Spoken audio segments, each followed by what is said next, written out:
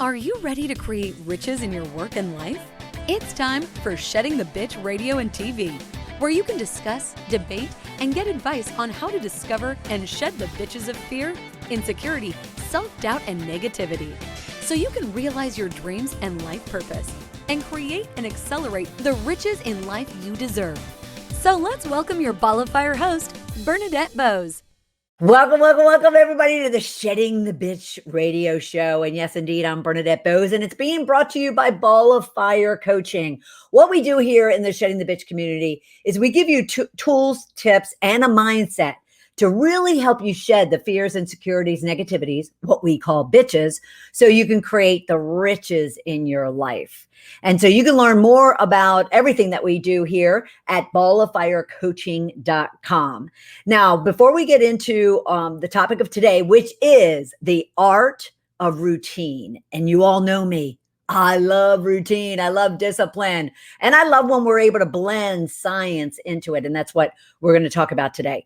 But before we do, I need truly to thank our current long-term listeners and viewers. You are out there sharing, liking, subscribing, commenting. You're even giving us recommendations on topics and on guests. And it certainly has helped us attract even the new viewers and listeners that are coming on board and enjoying the topics that we're bringing you each and every week on Shedding the Bitch.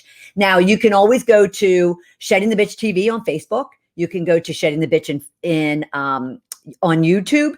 You can go to Blog Talk Radio to download any one of our episodes from multiple years that we've been doing the program, as well as on any one of your streaming services. And at the same time, be sure to like, rate, subscribe, leave comments. You know how to do it, because that just helps us all get more and more of you on board with us, which is what we love to do. All right. So our topic for today is going to be all about the art of routine. The insight into our human nature is the importance of a stable environment and routine, and how we are wired. That's going to be important. Our physiology, endocrinology, as well as how we perceive our world with routine, rhythm, and regularity, gives us a sense of certainty. Today, our world is disruptive, interruptive, and distracting our very nature. Our guest's book, Art of Routine, expands our insights into this aspect of our human nature and points to longevity, who doesn't want that? High performers, care of our young, and business.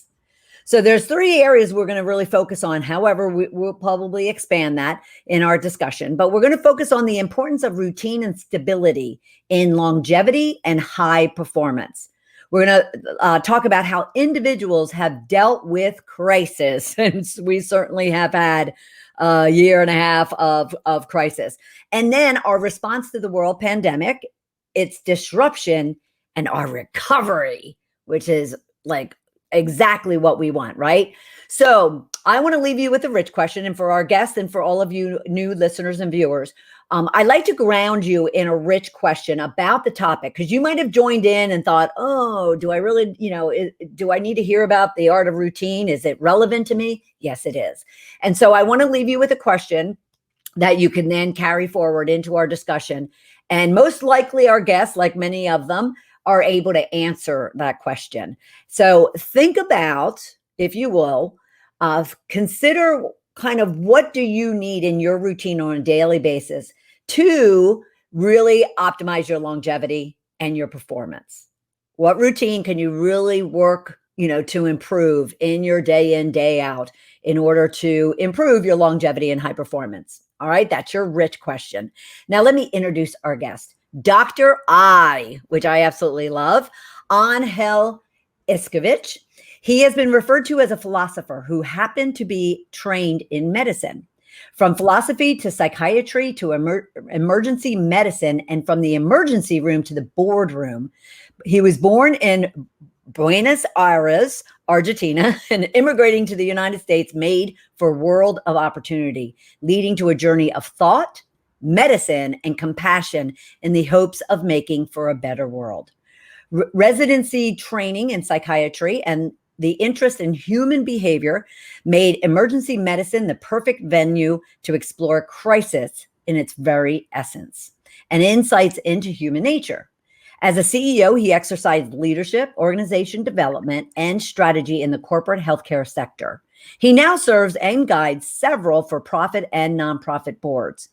As the past board chair of Direct Relief, a top-rated charity in the United States, they respond across the world to provide humanitarian relief that one sees impact of our social contract. Now, his book, The Art of Routine, Amazon, just start Googling right now. The Art of Routine, discover how routineology can transform your life, is available now. So let me welcome to the show our guest, Dr. I. How are you? Good. Thank you. Thanks so much for having me, and appreciate the introduction. Thank you. Oh, absolutely. My community, my followers know how much of a performance, productivity, process, routine junkie I am. And it comes to our show on a regular basis. And this particular conversation, because you have a whole different slant and viewpoint on routine that we're going to get into during our time together. But before we get into that, can you share with us a little bit about you and your kind of backstory and how this, beyond your bio, how this became a passion subject for you? Right. Well, and thank you. Yeah, it's interesting because as I was really transitioning from my role as a CEO and the board, I began to kind of look. You reflect, obviously, as people make significant changes. I talk about that a little bit in the book, how we have these time bubbles that then change our perspectives and make us create new ones. And I thought a little bit about, in an eclectic way, my background and this area of trying to kind of recreate, to a certain degree, my own world. And now that suddenly you don't have the same responsibilities as CEO, and this is happening to many of us throughout our careers, of course, got me a little bit to thinking through this. And what happened is I kind of started thinking about, what's routine, because my own personal routines were disrupted outside of anything like today, which we could talk about later, which is obviously our routine, our environments have been different. And so I had a thought back to when we were studying geriatric emergency departments. And about 15 years ago, just like for children that we were setting up, we have children's emergency departments because as we've talked in medicine, the children aren't just little adults, they have special needs. We learn now that as people get a little bit older, they also have special needs. The way they present with emergencies or medical problems is different than just the middle of the ground adult. Right. So we were developing these specialty emergency departments, and it got me interested in people that had long lives and what happens to your body and physiology when you're over 100. So I got very interested in centenarians or centenarians, people that were over 100 years of age. And I started to kind of both anecdotally and otherwise study these 100-year-olds. And I came kind of to this more empirical observation that kind of led me into this whole world and book, which was that there were two things as I studied and met these people. And at Direct Relief, when I give a little talk, I talk about Edith Kirschmeyer. She was 105, the oldest Facebook user, had this incredible routine at volunteering and still able to drive. She's the oldest person with a driver's license in California, where I'm currently at. And so I saw two very common things. And that was, one, they had a very stable environment, people that lived these long lives, both physically, kind of where they were, and the kind of the social aspects, the people around them. And number two, they had a very, very specific routine. They were very, very timely. They did things very regularly. They did this almost without it. And although it might change over time, they had a lot of regularity, a lot of rhythm, a lot of timeliness. But what they did, the content of the routine, which is really the art of what it is you do, the what is varied tremendously. In some ways it was healthy, in some ways it wasn't. One of the centenarians always had to have their Dr. Pepper, every day at a certain time.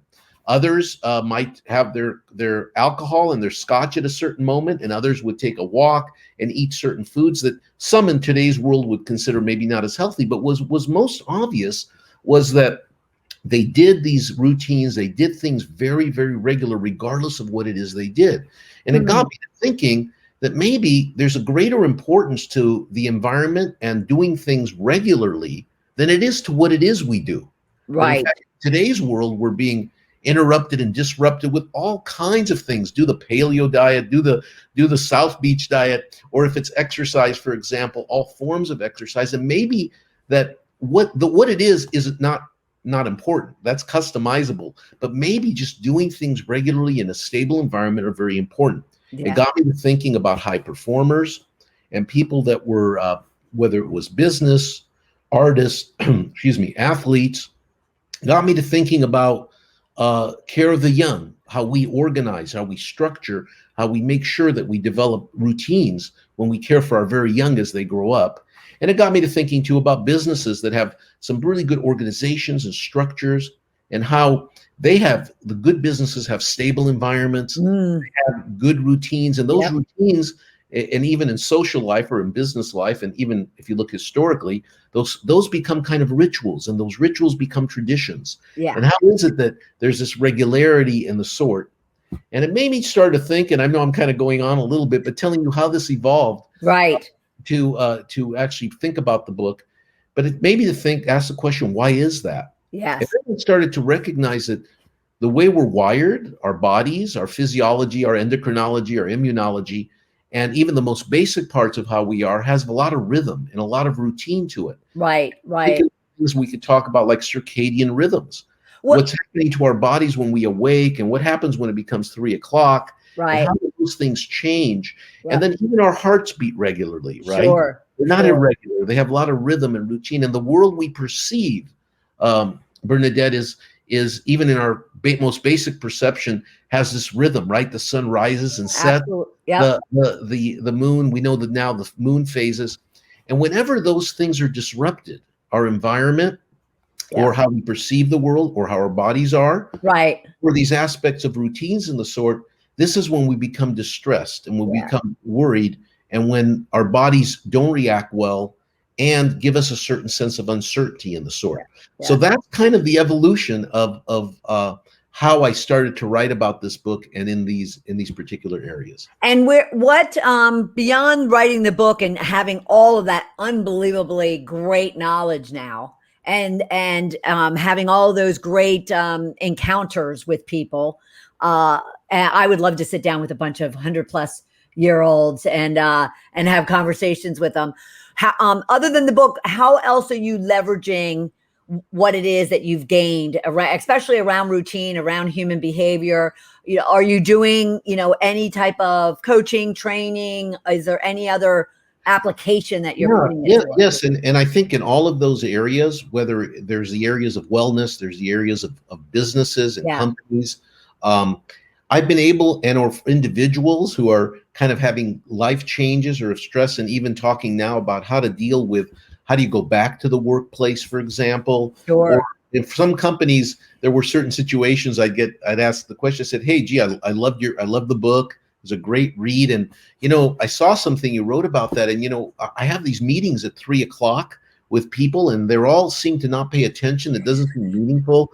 Can you help me with what that all means? So Awesome. I start really looking at circadian rhythms, where you look at what happens when you wake up, and how diligent. It's really great to do diligent work. As an example, diligent work, very technical work from like 8 to 10. Between 10 and 2 and through lunch is a great, in a general way, to do engagement. By 3 o'clock, your cortisol levels, and so all of that stuff starts to change. So I've been able to apply these kind of principles. That's one of the more basic principles that, and quite a bit of science is known behind circadian rhythm. So I'm able to apply those, and I've also even helped apply them to my own personal life. Well, that's what I really was interested in. What changed for you, let alone for other people that you might now be able to train and coach. Right. So, when someone is running an organization, as was the case, there's a lot of structure and regularity, which I had, but suddenly that structure and regularity leaves one. And so I had to kind of develop a little bit more of a new routine. And one of the things we know about science is that when you start to do things and you do them regularly and you complete them, it makes you feel good. The way the body works, a lot of things are going on in the body that let you complete something. And so one of the things I kind of picked up, just this is personal for myself, is that I started doing a little morning affirmation, which I had never done before. And a morning affirmation in today's technology world was easy to do because you put it on your iPhone, you put it on at whatever time, 6:30, 7 o'clock, or whenever you awake, and it gives you an alert affirmation, and you try to say something that kind of sets you for the day. And you do it every day. And it could be something like in the old Stuart Smalley days, like, what is it? I'm smart enough, I'm good enough, and gosh darn it, people like me. That was kind of a standard affirmation he did every morning. It could also be kind of a gathering that we're going to have a good day. It could be a thought and kind of gather you in the thought. So that's, for example, something that gave me personally a lot more rhythm. And another kind of, because people are always asking me for prescriptions, and it's very difficult because people are very different. Absolutely. Yeah. Yeah. Absolutely. And another one is we've kind of been involved a little bit. We've always had dogs. And one of the great things about dogs is they get you into a real routine, especially when your lives are disrupted. They start to focus you regularly, day in and day out. Right. Obviously feeding and walking and the sort. So those are a couple of things that I did personally that I started to really think about in my own personal prescriptives about what I was writing about. That's awesome. And yes, I see that little framed thing behind me. That's my morning, part of my morning. My morning routine is, affirmations, manifestation, prayer, journaling, even before, and then getting into kind of the business side of it, planning and goal setting every morning. So I love it. Yeah. And that's the point. The point I try to make is that for people, what it is they do is different. Yes. There are better times to do things. And the fact that you can do them and complete that task really kind of ground you, gives you something to look forward to, has a lot of things happening in your body, and helps you then develop that content and how you function to be successful or to have stability in the soul. Yeah. No, I agree. And you created a great segue there, because I really want our listeners and viewers to understand kind of the importance of stability in our life, because some people will be like, oh, well, change is good. And, I like to be adaptable to change. But at the same time, other people are like, well, you know what? I don't mind when things are kind of flat.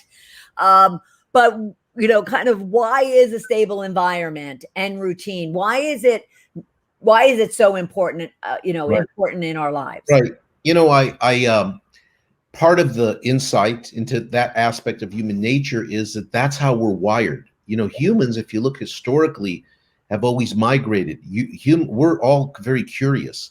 So changing things or going to the moon or changing our environments, and that's because I believe it's kind of a bit of our survival of our species. It may be a little scientific or social, but and this happens with other species too. We're moving and trying to find better environments of food, shelter, water, better ways to be able to create and move our lives. And we see this even today, where what happens with war and pestilence and disease, and even, of course, as you talk about disease, COVID, and how people have migrated from urban centers to others, we do this very naturally to survive. So it's kind of how we're wired, but we're also wired into that curiosity and finding a better place, a better spot. And the way life is, as I talk about in my little book, I had to make an analogy, I thought, for people about it, of how they could understand the concept better. And we'll call it a time bubble, and time is what's inside the bubble. It's the regularity of what you do, the rhythm. Love that. It's not what it is exactly. You can put what you want. The bubble is this kind of fragile but somewhat protective and stable environment that often from external or internal forces breaks and busts. And that happens with changes in as you get older, changes in life, divorce, family, work changes, and your bubbles burst, but our intrinsic nature and the way we're wired is to recreate that stability, to remove that stress and that uncertainty. Yep. And so consequently, people often ask me, says, well, routine's kind of boring, isn't it? And I said, well, just change what it is you do. Yeah. And whatever it is you do it with some rhythm and regularity and stick to it, because in today's times, we are so, and that we could speak on these issues, but we're being very easily distracted and interrupted from what is usually our natural rhythm. Right. And I'm trying to use our little bit of a sense of our bodies and how we are really to connect to this longevity, performance, and how it is. Life will be stressful. Yeah. In the book, I start by an emergency cesarean section that I did, and I talked about the womb, where here's this baby in this protective environment that actually has a lot of routine before you're being born, and suddenly you're thrown out into this life, and of course you're protected and put into a new bubble. And of course we could talk about related social issues related to that, but basically the applications of these concepts are just very important to how we're wired, our very own nature. Yes. And change occurs. I've had again many discussions that someone said, well, I don't know. I did a podcast show they said, so, well, I don't know. I like change. I drove here a different way. I went this way instead of here to get there. I said, that's fine. But it happens that you're here on time interviewing me and you have enough organization, structure, and ability to actually perform this show, Right. So people, there's a lot of ability to have your own art. And, I learned that in medicine, that there's a general aspect to how people all react, but there's also kind of a breadth to it, Yeah. There's a window to that. Right. And so when they talk about the art of medicine, which having taught medicine and taught, physicians, you learn that it's not all perfectly black and white, that there's gray there depending on who you are and the sort of. And as my mom used to say, that I quoted in the book, is, everybody has their own rainbow, So, but on the other hand, there are some things that are very basic, some things that are very intrinsic and part of our nature. And I think it comes back to how we are, how to survive, and how we thrive. Yeah. So that's why it's important. Yeah, I'd love to get into that, the art part of it, the art of routine, and the fact that, yes, it ebbs and flows with the person, with us individually, right? Is it routine, like within a certain time blocks of the day? Is it the entire day? Is it just is it in increments of weeks? I mean, how would you explain to somebody who sees their life as just, well, I get up and I just do what I need to do, and they don't consider how routine can really help them with their performance and with their longevity? What would you tell them that they can first start doing in order to really look at it like an art, like you're saying? Well, I think a part of it is that most of the times, when you look at like pathology, people that are have behavioral issues, what do we do when they have to come to the hospital? Besides trying to get the brain chemistry a little better, we try to provide a cocoon and a lot of rhythm and regularity. Not that a hospital is where you want to be. And so many times the kind of people that you describe and people ask me say, I can't quite get my life together. I can't quite. It seems, I lost my job. I remember, and I think I might tell the story of as a brief one, but it points to exactly what you're asking. It was a insurance inspector who had looked at some work that I'd done in routine and said, God, I really believe in that. And he said, that got my life back together. And I said, well, what do you mean? And he said, well, I had a great life, but what happened is I got a divorce. I lost child custody. I became really disruptive from my work. I lost my work, and I really became a little bit, so to speak, out in sea, drifting without rhythm or regularity. I was waking late. I was not exercising again. And I kind of finally got to a point that he had enough internal fortitude. This is the issue about how do you develop fortitude and discipline. It's difficult. Right.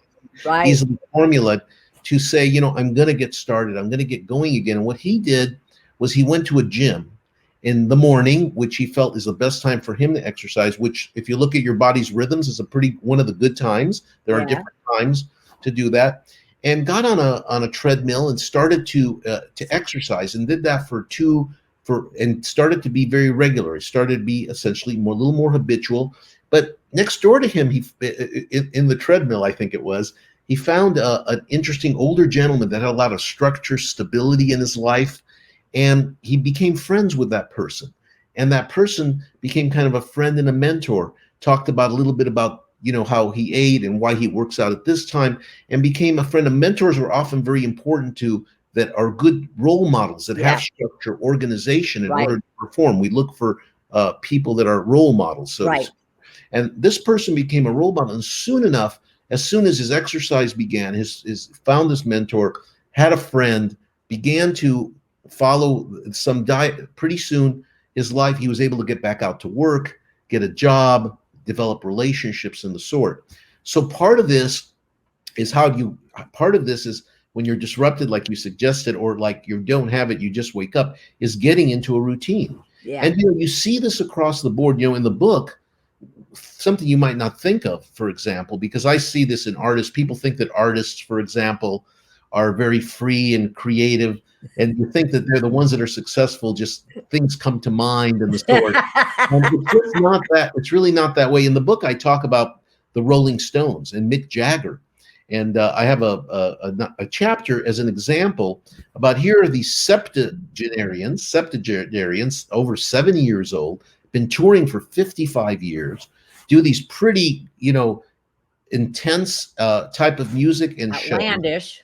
They're able to know how to travel well in order to perform well, and they've developed an incredible routine. Their backstage is always brought with them. It's exactly the same. Right. They have an incredible routine about from the time they get to a town ready to perform to when they meet, when they learn about the town, when they get together, when they do their sound checks, when Mick Jagger does 30 minutes to 45 minutes of actual dance warm-up. And everything is actually incredibly planned and to the time, as well as the environment, because, especially their backstage environment, in order to perform well. So giving a sense of a model, and talking a little bit about people who think that being creative and I have another friend that's told me the same thing. He teaches students on script writing in the movie business, and he's a very well-known, Chris Carter, well-known, the X-Files, producer and writer, and I'm just mentioning him. I hope he doesn't mind, because we've talked about it before, and says, people think that the way you create is you wait for that idea to hit you, and and the sort. He says, no, you have to work at it. You have to develop a routine of writing and a routine of thinking, a routine where you take some time alone. Right. And that's one of the other routines that I've really, especially for people in our busy lives, I've written and talking about a type of personal content and art. One of them was a CEO and chair, and this is one of the things I picked up, is that about 3:30 or so, most all days, especially if one is in business, close the door, get rid of all the sensory things that you have, your telephones, your phones, and get a little bit of time to sit and ponder and let your mind wander, or maybe work on an important issue without the influence of other. And it's interesting, because I said to someone, I said, he says, I don't know that I could do that. I don't know that I can be for 30 minutes without my phone or my computer or somebody knocking on the door. And in fact, I started to think that maybe I've got to make this a challenge, like the ice bucket challenge, a quiet challenge, or something to get people to not get this distraction or action. And then as you do it regularly, you find the benefits of it. And this is how the body, it becomes part of a routine, part of your lifestyle. Absolutely. So those are just a couple examples. Well, I want to add something to that, to kind of hit it home. Is I went off to a this like private island of my sister's in-laws that they have up in Canada. No electricity, no running water, so no technology, no lights, and for 2 weeks. And leading up to that, I was so stressed. I'm thinking, oh Terrified. my gosh, how am I going to be disconnected? But to your point about routine and the art of routine is I learned, in the first few days, it was uncomfortable. But then Right. all of a sudden I adapted to a new routine that they had in Right. operating and going about their day and their life on the island without technology and, so forth and so on. So that just ran through my mind going, Yeah. gosh, yeah, I Yeah. adapted to the art of routine very easily. Yeah, that's a because- very important point that you just brought up, adaptation. Okay, so that's the things about humans. yeah. Really adaptable. Those are a really important point because you kind of, for a moment or two, burst your time bubble, as I say, Yeah. to get into a different one, right? Yes. And one of Yes. the things about humans, both socially or individually or otherwise, is that again, that shows you how you end up seeking stability and kind of gaining. So we're very adaptable. That's one of the Right. things that if you look at like Eskimo culture, they're eating and talk about in kind of medical terms, they're eating large amounts of quantities of fat and blubber from the whaling, their primary source of food. Now we kind of move around and all so much that we don't really adapt to any staple of food. Sometimes Right. staple of food is it depends where we are, right? Yeah. And they adapted where their livers are able to deal with that type of thing. Or you look at blue zones where people live, where they've been in, whether it's in Sardinia, Italy, or even areas where they've been plentiful amounts of very good content, so to speak. People adapt, and so we're very adaptable. I'm not suggesting one go eat a beef jerky diet, okay, and just do it. But we're very adaptable, and I think you gave a really great example of, sometimes people call this a form of therapy, a meditation retreat or a dude ranch retreat from the busyness, the interruptions, the inability to detach ourselves. Right. And Absolutely. I'm sure that coming back to the other world, you may have learned a few things that you took with you, but it was maybe not as easy as you think to readapt, even after 2 weeks. Right. It was so noisy when I came Right. back.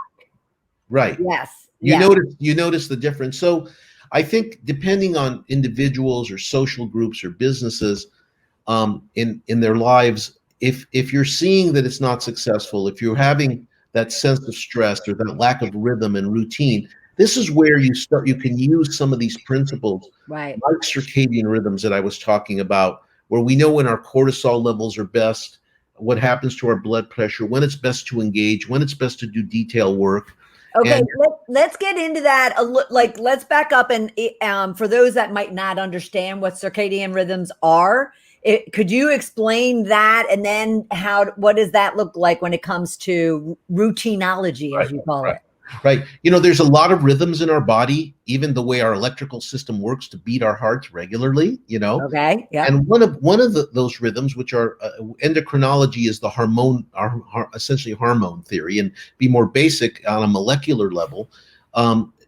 If you have to wonder why it is that we go to sleep, and people still don't know the exact why, they know how and what happens when we go to sleep, and they know what happens in the physiology, and then how things change and how to wake. And some people you might know, and others, and maybe yourself, once you get patterned, you wake at the same time. Oh, Yeah. definitely. So what's happening there is that our body has a physiology that's probably been developed so that we can be most active at the right time of day, to be able to be successful, to engage, in early days to hunt, to find shelter, to find water, and the sort. And so our circadian rhythms are well-defined rhythms that deal with your blood pressure, how your cortisol, glucose, and other parts of your body are actually working throughout the day.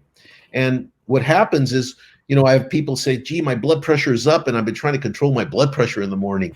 I said, well, don't worry about your morning blood pressure, because your blood pressure normally goes up in the morning because of what's happening to your body and hormones and physiology. And this changes over time, is from being young to getting older. There are changes, and some people are larks and some people are owls.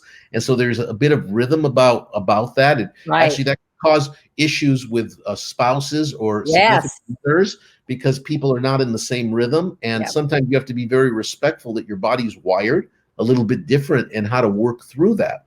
Right. So these circadian rhythms tell you quite a bit of what's happening. And so things like waking up and exercising eating what you want, what eats, and then being awake essentially to have very diligent, very focused work, particularly in kind of today's modern business world or for entrepreneurs. That's the time you do Excel sheets. That's the time you write copy. That's the time you do that kind of work that is computer-based kind of work in the sort. Right. And this is just in general, I'm speaking, from 10 to about 2 o'clock is a great engagement time. I've talked to recruiting companies, a sales company. I did a little bit on recruiting and sales about when's the best time to engage. And when you're thinking about engaging, it's not when you're best to engage. You want to engage people when they're also best engaging, so you can get the right information in the sort. Right. And this seems to happen, but by 2 o'clock and at closer to 3 o'clock, in general, your that could be off shifted a bit. Your cortisol levels drop, your glucose levels drop, you get kind of tired, your concentration begins to wane. And this is why the English have tea in the afternoon. This is why in the Spanish cultures, I'm speaking more European cultures right now. European cultures and Spanish cultures, they took a siesta. Siesta, yes. And Italian and French might be having some sex. And if you start understanding what we know about science is that the hypothalamus, in this case, as part of your circadian rhythms, is controlling actually these actions, okay? Right. To overcome that moment. In the United States, we're going to Starbucks or to our favorite coffee piece. And so if you're trying to have a meeting at 3 o'clock or interview someone or try to do work that is very specific, like I was just on a meeting the other day trying to do financial reports, reviewing at a committee level, and everybody's like nodding off, sitting off, tired. So I used to do this when I did my company. I developed a kind of a ritual and a tradition every other week of using this time to really get food and energy in everyone and do innovation talk, more free thinking, more talk about innovation regarding to things that are in our business today and how to be more innovative in our work, which was a little more creative and not so diligent. Yeah. Many companies have found that their productivity of employees from 3 to 5 o'clock or 6 in the usual workplace are not really that effective. Yeah. And someone just said, hey, especially with this COVID piece, people have been asking me, well, how do you use circadian rhythms and this endocrinology to get back into work? Because and I've given a few, possible prescriptions about slowly adapting, right? Mm-hmm. Because, you did the cold shower thing when you went to Canada to really be without any technology and more in the wilderness, right? Yes, and absolutely. So I've told people it's a little bit like a cold shower. You can either just jump in, or you can kind of slowly adapt back into this workplace that people. A lot of people are having trouble with this after what I call having this viral threat and a new kind of life of being alone and sheltered and very difficult for many people to get out.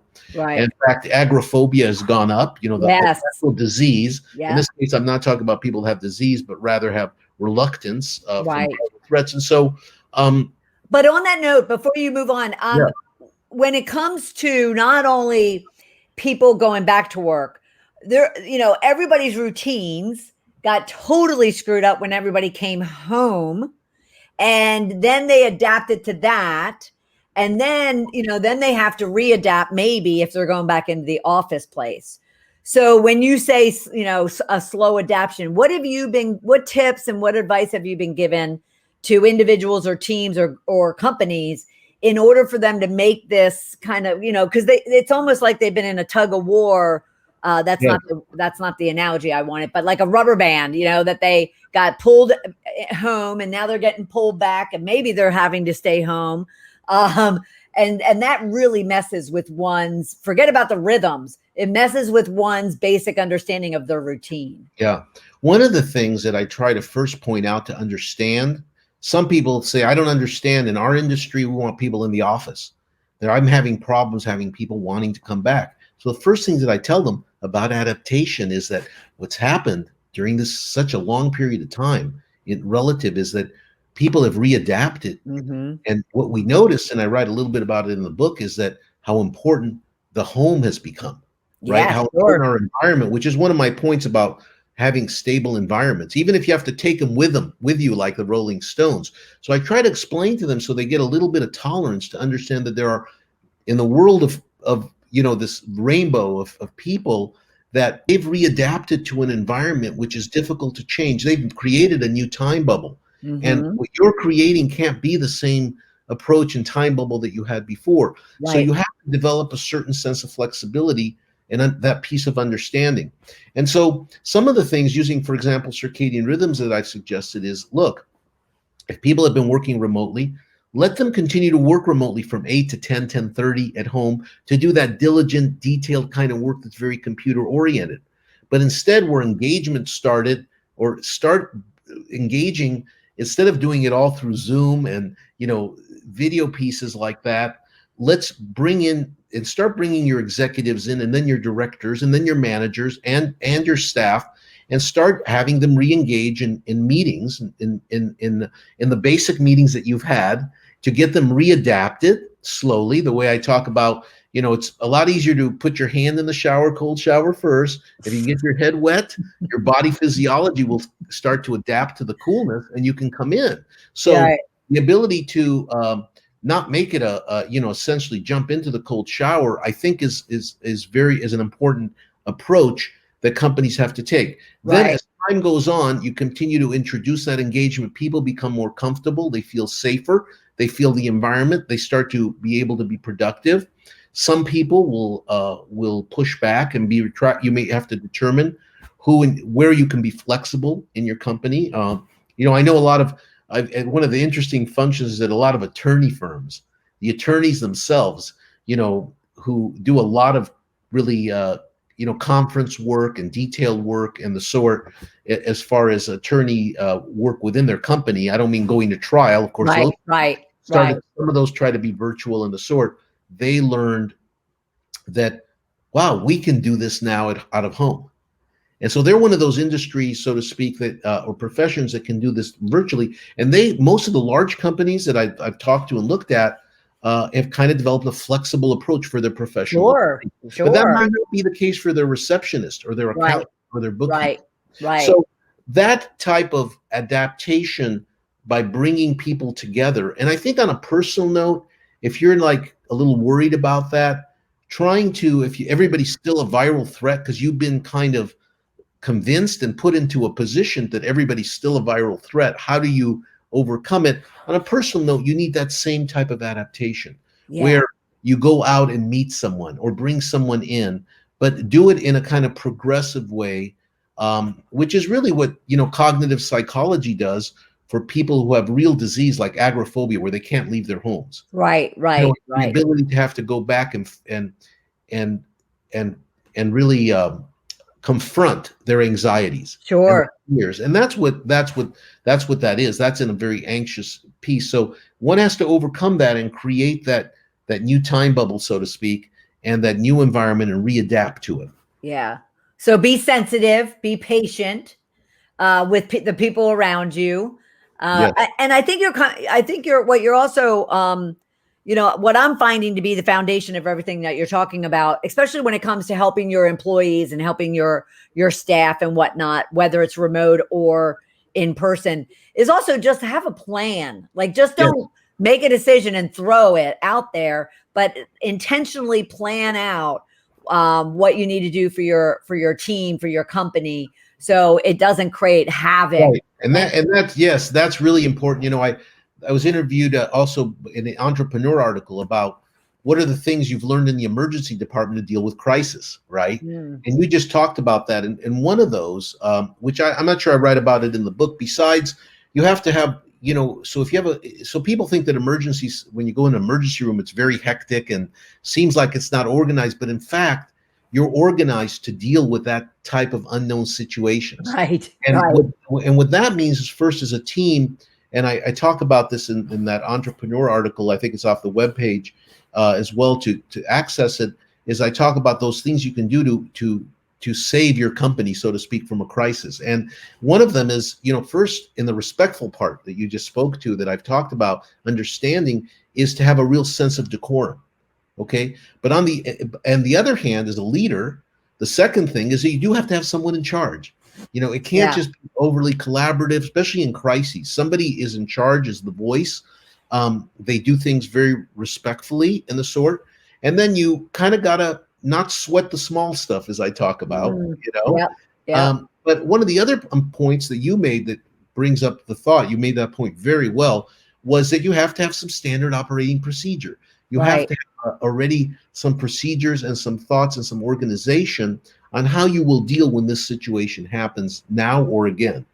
So those are all the type of ways. And in the book, I do talk about even in the worst situations where people's lives have been completely disrupted, whether it's my mother who was in Auschwitz, or my friend Charlie Plum who was in the Hanoi Hilton in Vietnam, in a war, or whether it's today's Rohingya refugees from Myanmar or Syria, or even in a little bit more wealthy, way, like even today, the migrations from urban to more rural, Right. openings. We have to, even in the worst situations, a little bit of routine, a little bit of something that's created even when there isn't much. And I talk about this, helps us and the body find meaning and purpose in our life by Absolutely. repeating it and doing it over and over again. So Absolutely. I think this is very, very intrinsic in our nature. Well, and I think everything that you're saying too applies to and a lot of companies don't think about this, but even when there's turmoil in the company, like say that there's a new management team that all of a sudden comes in, or then say that there's all of a sudden rumor that they're selling the business or they're merging with somebody else, or I mean, the leadership team needs to recognize that even those things need to be grounded in creating a routine Yeah. with their people, whether that's communication, whatever Right. the case might be. Wouldn't you say? Yes, absolutely. And I think, I did a lot of merger acquisitions, bringing two cultures together. Me too. Yep. And so I think you understand the importance of having a process, Right. and having some timeliness and regularity to it. And what I see often is that people might have a process. I see this also because I do a lot of work on strategy, Okay. and people have a process, but they don't become timely about it. They don't follow it.